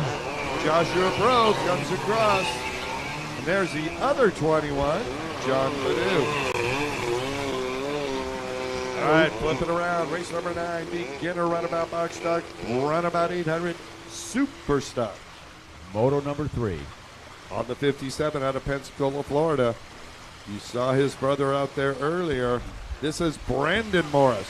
And number 787 out of Warner Robins, Georgia, on the Sea-Doo, Nick Murphy. Nick Murphy. That's Nick. Ready, go. Yeah, that's I think the lower center of gravity on particularly some of these boats really, really helps. Yeah. You know, those X2s, I think, maybe almost more than anything. Even the HXs, too, because you can get down, sit down, that, you know, they're kind of got a little scooped out kind of seat feeling to them. Yeah, and they're V-hull, so they're set a little deeper in the water and meant to go into. Definitely not made for a 6'6" rider. No. I'll guarantee you. Definitely not. I will guarantee you. All right, here we go. Beginner runabout box stock and super stock 800. Oh, and Morris getting a good drive this time. Yeah, he is. Brandon Morris. Boy, he was quick off the band, but he got up on the front of the machine. Yep. A lot quicker, and I think he saw that got him up on a plane, and he's taking the inside. Well, they're both taking the inside. Yes, they better. They better. But he's taking it first, showing Nick the way around. After this, they can go either way. After this first half a lap.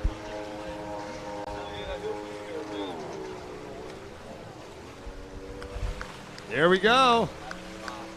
Brandon Morris, large and in charge on that number 57. Kawasaki behind him on the 787. XPL, Nick Murphy. You see him push it forward, doing everything he yes, can. he is. A little more speed out of that. Yeah, he really is, Kurt. I was noticing that, and he's coaxing some HP out of that Sea-Doo XPL, and You know, he gets off the side of that thing, hangs off it kind of like, as you said, road racer style, motorcycle road racer style, around those corners. Fun watching these guys race.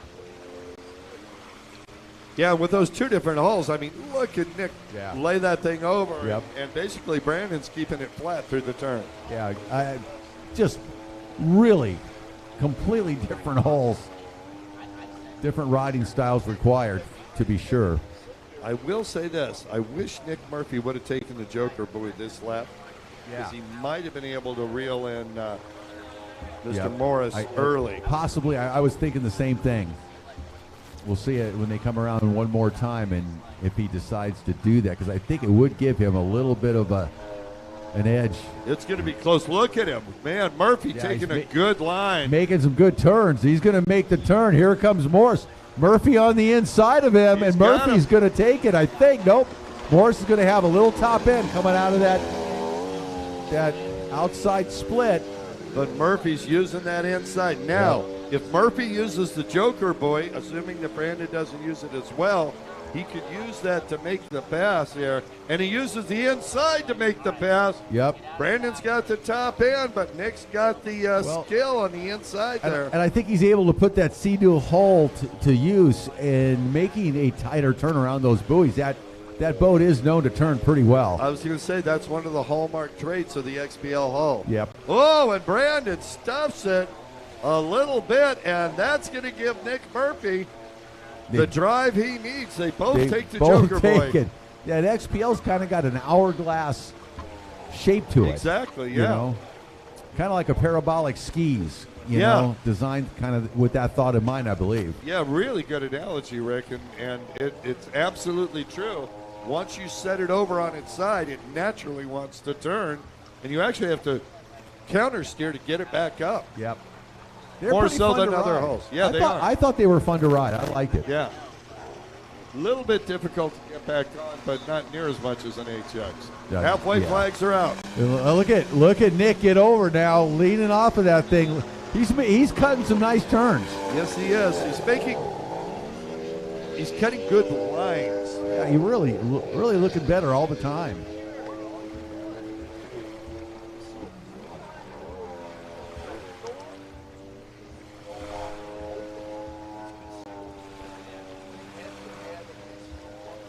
Race number 9 on the water right now. Beginner runabout box stock, runabout 800 super stock, and Nick Murphy on that Sea-Doo XPL out in front now and pulling away just a little bit from Brandon Morris on the Yamaha, the two-stroke Yamaha, which we don't see too many of those anymore. Yeah, you really don't. Either one of these boats, really, both two-strokes. Man, I just wonder what that hull would be like with a 1500 Cowie. You say that with every watercraft. Well, I love it. That's what we're putting in every watercraft now. So, yeah, I like your idea of the Cowie 4-stroke in the X2 hull. Have you ever tried that, Gary Burtka? Ever heard of anybody putting a 1500 Cowie motor in an X2 hull? But triple two-strokes all the time. Right. I rode a Gen 3, but not a Gen 1. Yeah. Or Gen 2.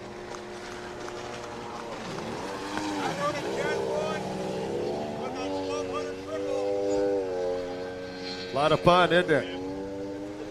Yeah, a lot heavier, though. You definitely need those, what do they call those sponsors? The big bloody sponsors? The tubbies? The tubbies, thank you. Really, you can't do it on the triple without those. It's because of the weight. Makes sense. Definitely makes sense. I'll tell you what makes sense for Nick Murphy. Following the course, every buoy in succession to a moto win here.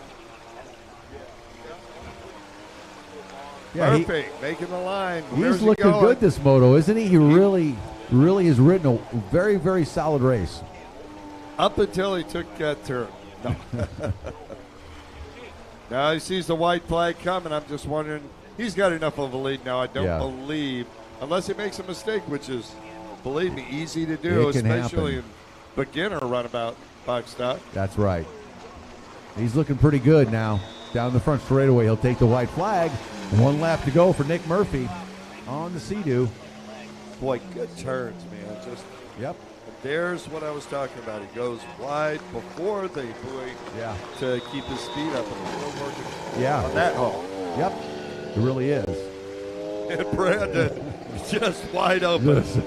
It would not surprise me if he zip tied that throttle. Just sliding that thing around the corner, wide open, full throttle.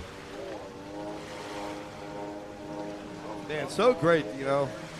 Remember a couple years ago with Christian Morris showing up at St. Augustine. Yes. And his first race in the surf was epic. I forget who he was racing. He was on it. The guy was on a Sea-Doo. I think RXPX, if I'm not mistaken, and could have been another hole, but I think it was that. And they had some good races, didn't they? Oh man, it was entertaining to say the least. Yeah, and boy, talk about somebody that took to racing right away. The whole Morris family was racing. It's really cool. It is. Here comes Murphy. Final time through, Nick Murphy out of Warren Robins, Georgia.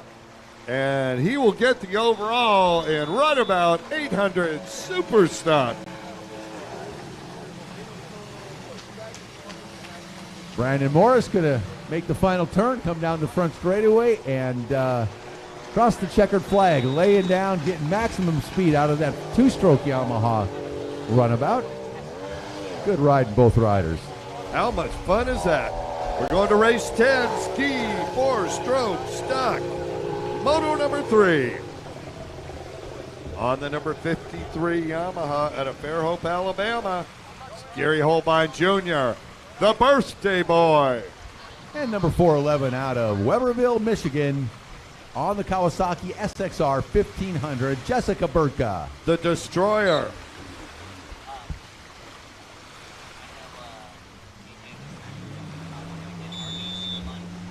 Ready, go. Well, they both have a win, so this is going to decide it. Jessica's going to need to get a good start, a little better start that time. Gary looks over, but Jessica got a better jump out of off the line that time, and let's see what happens.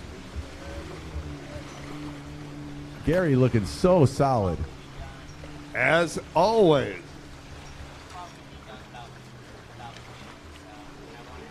Oh, they both, Gary's got a pair of wins. Jessica's got a pair of seconds. My mistake on that. And so Gary has this one well in hand.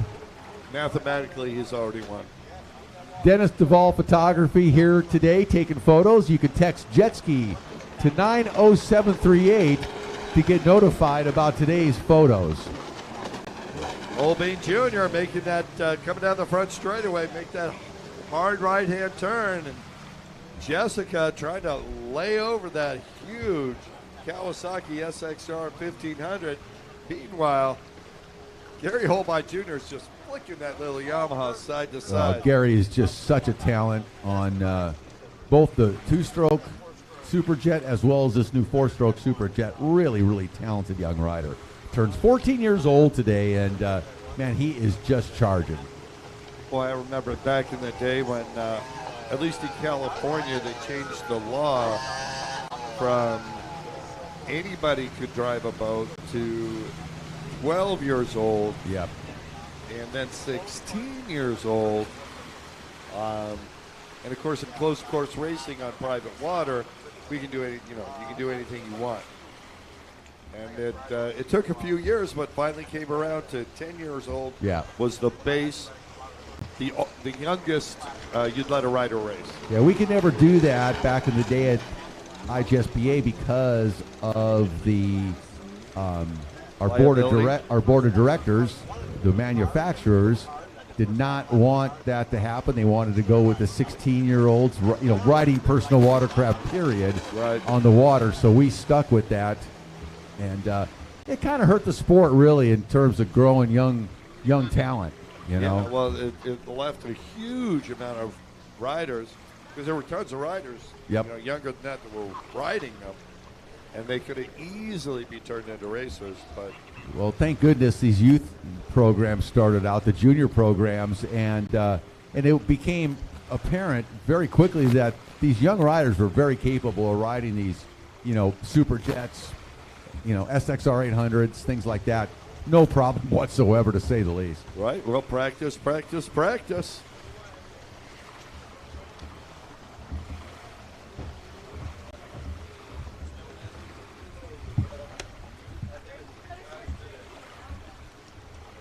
Big Daddy's is happening over there. Big Daddy's Sports Grill on site with barbecue burgers, sausage dogs, nachos, chips, beer, hard seltzer, Cokes, water, and Monster energy drinks. Head over to Big Daddy's Sports Grill. Grab a little lunch, a little bite to eat.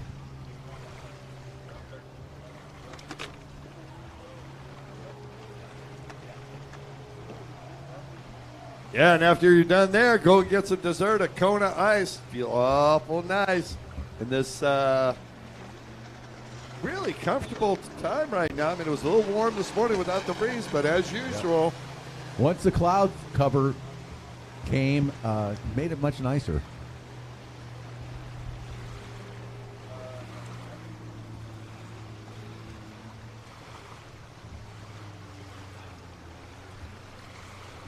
Gary Holbein Jr. out in front and absolutely running away here, moto number 3. Man, can you balance us out? On that Yamaha 4-stroke Superjet, the new boat Yamaha came out with a couple years ago now. Boy, he rides it as well Yeah. as anybody we saw. He and Jules Hopkins. Yeah, Jules. Is it a coincidence they're riding the same boat? Yeah, well, Jules yesterday looked very good on it as well, but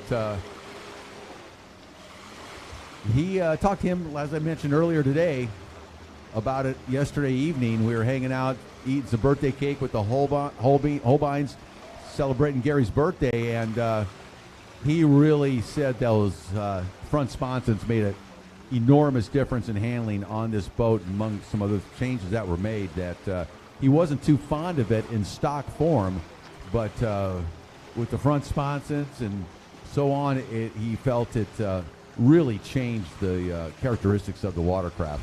Yeah, and for people who are not familiar, it is called the stock class, but there are some very limited modifications available to the riders for their machines. And one of those are the sponsons and what they call the handling components that, let's face it, on that SXR 1500, that is a fast top-end machine, and you definitely want to have control of that puppy. White flag out. Gary waves to Kim as he comes by. He does. Gets his hand up, gives her a little wave as he goes by. Looking good. Yeah. I got it this time. I won't do an extra lap. Well, that SXR 1500, I mean, that's got 1500 cc's, obviously. The Yamaha has right around 1,000 cc's, just a hair under, I believe. And but the horsepower difference is pretty dynamic. The Cowie is right around 160 horsepower at stock form, while the Yamaha is, I believe, about 110. What is the weight difference, Rick? Do you know? The Kawasaki is, it's heavier. It's a little bigger, a little heavier, about 550, give or take, stock form. The Yamaha is less. I don't know exactly what the number is. I would say in the high 400s. I'm going to just guess. I don't, off the top of my head, I don't know the exact figure, the spec on that. But it definitely is smaller and lighter. Not a great deal, but, definitely noticeable. And Jessica, I wonder if she's going to wait. She is. She's going to let Gary go by so she doesn't do another lap here. looking at the back like, is there something wrong? she looks like she might be hurting a little bit. Oh. I don't know. But she got down in the tray and is kind of shaking her head, and hopefully she's okay. Well, she said she needs more time on that boat. Yeah, that's a handful, man. Those things do around 62, 63 stock form, I believe, a little over 60, and they accelerate hard. That's a fast boat. Oh, we're coming up on it, Rick. Junior ski stock 10 to 12. Yeah, here's the battle. This is going to be it. Both Abby Weldon and Kylie Meyer each. No, I take that back. Kylie's got 2 wins. Abby's got 2 seconds. So I guess that's a foregone conclusion. But I don't think it's going to make any difference whatsoever in this race. No, I think it's for bragging rights. There's no love lost between these two families. Let me tell you. Oh, it's the Hatfields and the McCoys down there. Literally. It's the Weldons and the Myers going at it. Here we go. The third and final moto, a junior ski stuck, 10-12. Going to be a good one here. Kylie Meyer gets a good jump, as does Abby. They're pretty much side by side. Out of the gate, heading towards the first turn, Kurt. Who's it going to be? Oh, man. Oh. Looks like Meyer and Abby going to try and swing wide, go around. And it's Meyer taking the early lead. Oh, and spins out. Oh, and Abby goes by, splashes her, cleans off her goggles for her, and continues on. Meyer completely spun out in that turn. Thankfully, Abby wasn't right there behind her, but Abby goes by into the lead now. Kylie's got her work cut out for her, but remember, as in the first moto, nothing's over until it's over with these two. You never know, and the reality is that Abby has already won. Well, that's true, but mathematically, yeah. Look at that. Oh, Kylie has already won. Yes, I'm sorry. Kylie has already won. I was just looking at Abby looking over at Kylie and kind of giving her a nod that she was up and running. Let's see what happens. Oh, up next, vintage ski.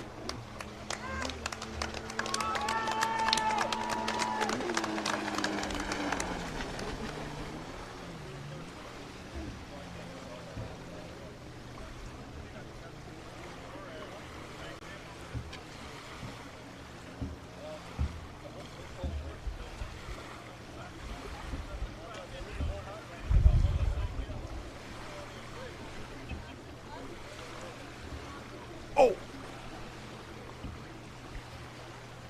Must be over here somewhere.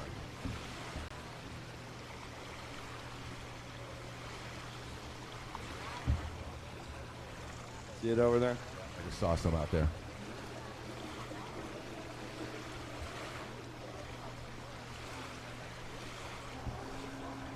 Yep.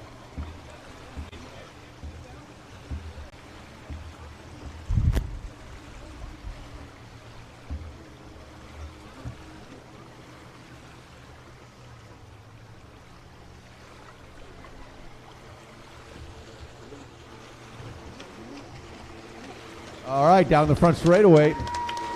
Abby Weldon in the lead. Kylie working her way up behind Abby after going down in that first turn. Kevin Scott, can we see you up here for a quick moment, sir?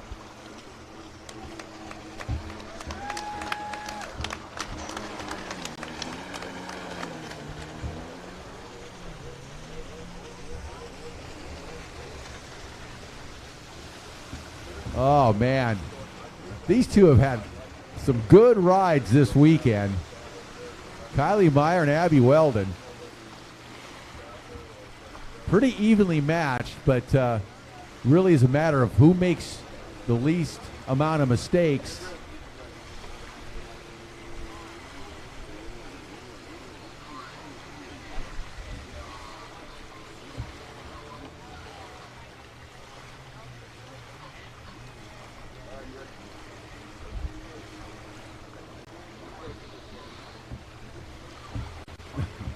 All right.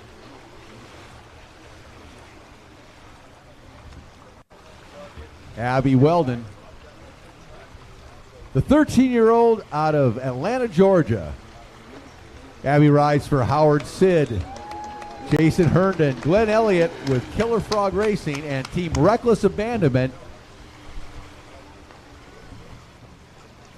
Whoa.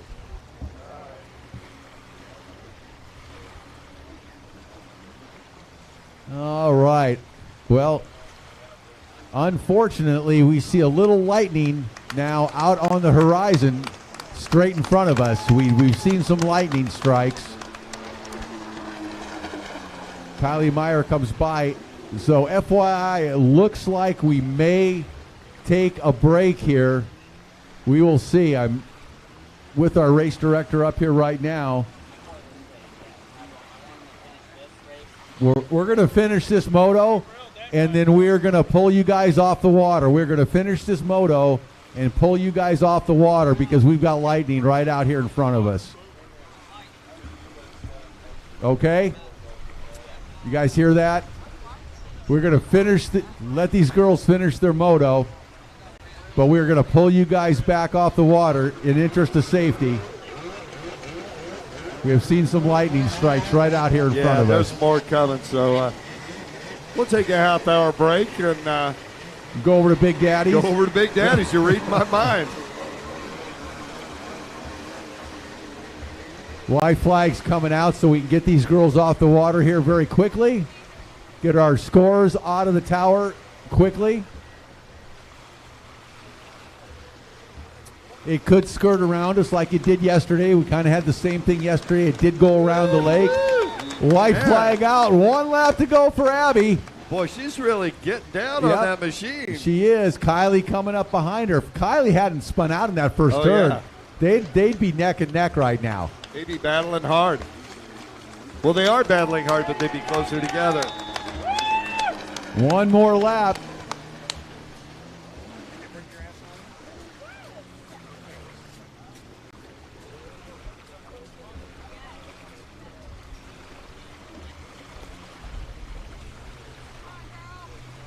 All right, final lap. Kylie goes down, left-hand side of the racetrack. She's up and underway. She's good to go. Abby on the final back part of the racetrack, final back straight for Abby Weldon. As I look over to our left, Rick, I see another one of those lightning indicators going off, so it's definitely headed this direction. Yeah, I think They're so. not all lit up. Unfortunately, I think so. Yep. Yeah. That also means the rain's going to come, so we need to move this stuff back.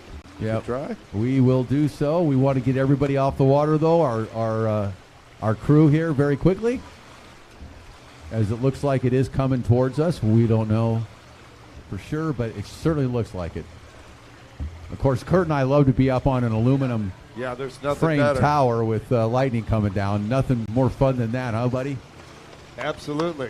Checkered flag comes out. Let's hear it. Put your hands together. Abby Weldon. Abby Weldon takes the win here in the third moto. So she finishes her weekend off in fine form. Good job, Abby. Nice to have that moto win under her belt. Absolutely. On the silver bullet. And here comes Kylie Meyer. Meyer will be your overall champion. Great job. Kylie Meyer taking the overall. Good racing from these two young ladies today. Really fun to watch.